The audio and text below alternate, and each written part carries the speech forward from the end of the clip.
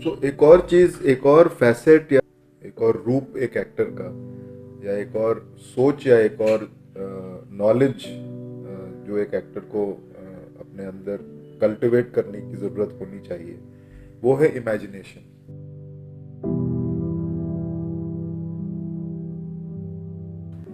Imagination ये एक बहुत ही हैंडी टूल है, क्योंकि अगर आप देखें तो एंटरटेनमेंट इंडस्ट्री में या एंटरटेनमेंट में जो भी हम लोग देखते हैं, चाहे वो एक फिल्म में के जरिए देखें या सीरियल या ओटीटी शो या जिसके जरिए भी हम देखें, शॉर्ट फिल्म के जरिए भी देखें, ये एक लेखक की कल्पना है। उस कल्पना को एक डायरेक्टर एक रूप दे रहा है, और वो डायरेक्टर उस कल्पना को रूप तभी दे पाता है जब एक एक्टर उसमें उसी कल्पना को सबसे पहले तो समझे, और फिर उस कल्पना को वो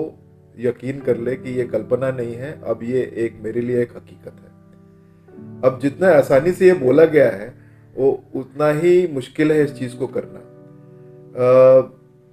मगर एक एक्टर के लिए इमेजिनेशन इतना इसलिए इम्पोर्टेंट है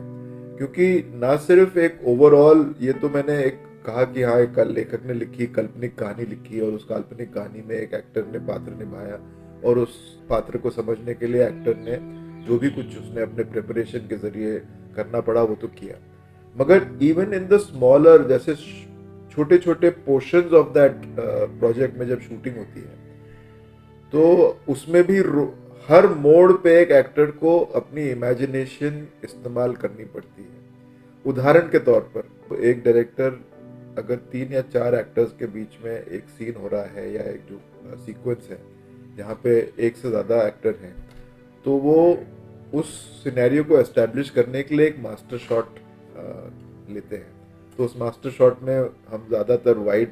वाइड शॉट में ही देखते हैं, कौन सा बड़ा घर है या कमरा है या मैदान है या जो भी हो,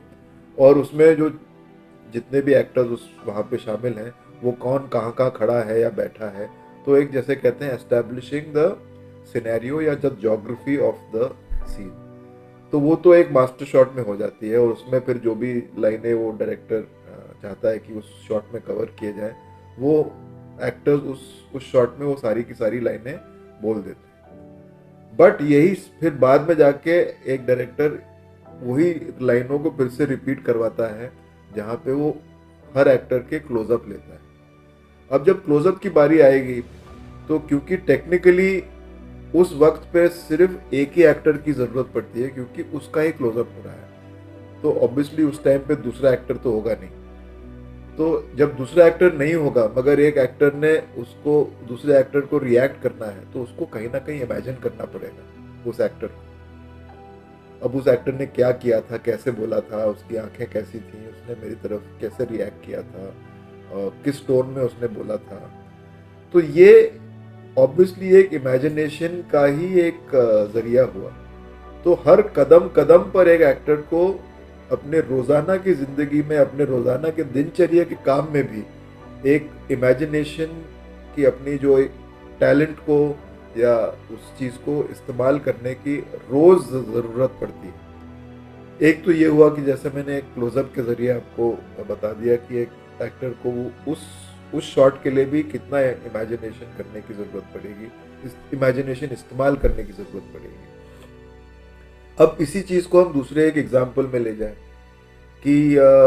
एक ऐसा सीक्वेंस है जहाँ पे समझ लीजिए कि एक लड़का और लड़की जो एक दूसरे से बहुत प्यार करते हैं, और वो लड़का बीच में नदी है, और लड़का और लड़की दोनों नदी के आर पार है ना। तो हमने वाइड शॉट में, डायरेक्टर ने वाइड शॉट में तो दिखा दिया कि हाँ, लड़का कहाँ खड़ा है, लड़की कहाँ खड़ी है, और बीच में एक नदी बह रही है। हो सकता है कि नदी का पानी बहुत तेजी से बह रहा है, इसीलिए दोनों एक दूसरे को मिल नहीं पा रहे हैं या रुके हुए हैं कि थोड़ा पानी थमे ताकि मैं क्रॉस करके जा पाऊं। अब इसी चीज में डायरेक्टर को फिर से एक लड़की का क्लोजअप डालना पड़ेगा, और फिर एक लड़के का क्लोजअप डालना पड़ेगा। अब अगर उस दौरान में दोनों एक दूसरे से कुछ कहना चाह रहे हैं, या अब क्योंकि इतने दूर होंगे तो या तो चिल्लाना पड़ेगा या फिर और कोई तरीका ढूंढना पड़ेगा। तो अगर इस चीज का सेम चीज का क्लोजअप अगर लड़की का हो और उसने अपने आंखों के जरिए उसको इशारा करना हो कि अभी मैं इस तरफ नहीं आ सकती हूँ क्योंकि शायद दूसरे लोग देख रहे हैं या मुझे घर से परमिशन नहीं मिली है, तो जब उसका क्लोजअप लगेगा तो ये सारी चीजें उसको कन्वे करने के लिए फिर से एक इमेजिनेशन इस्तेमाल करना पड़ेगा कि हाँ वो लड़का किस तरफ खड़ा है, कितने दूर खड़ा है, और मैं उसे अपने एक्सप्रेशंस के जरिए उस तक पे कैसे एक्सप्रेस कर पाऊंगी ताकि ऑडियंस जब मेरे क्लोजअप को देखे तो उनको बिलीव हो कि हाँ मैं एक्चुअली अपने लवर को ही देख रही हूँ, मैं एक कैमरामैन के असिस्टेंट को नहीं देख रही हूँ जो वहां पे शायद खड़ा होगा लुक डिफाइन करने के लिए। She will have to believe that whoever is standing, जो वहां पे लुक डिफाइन करने के लिए या उसके लुक को थोड़ा सा एक दिशा देने के लिए जो भी एक व्यक्ति खड़ा हो या एक कोई भी ऑब्जेक्ट रखे होंगे, मगर उसको उस एक्ट्रेस को उस एक्टर को उस समय उस ऑब्जेक्ट में या उस असिस्टेंट में अपने लवर को देखना पड़ेगा। और ये भी एक इमेजिनेशन का ही एक रूप है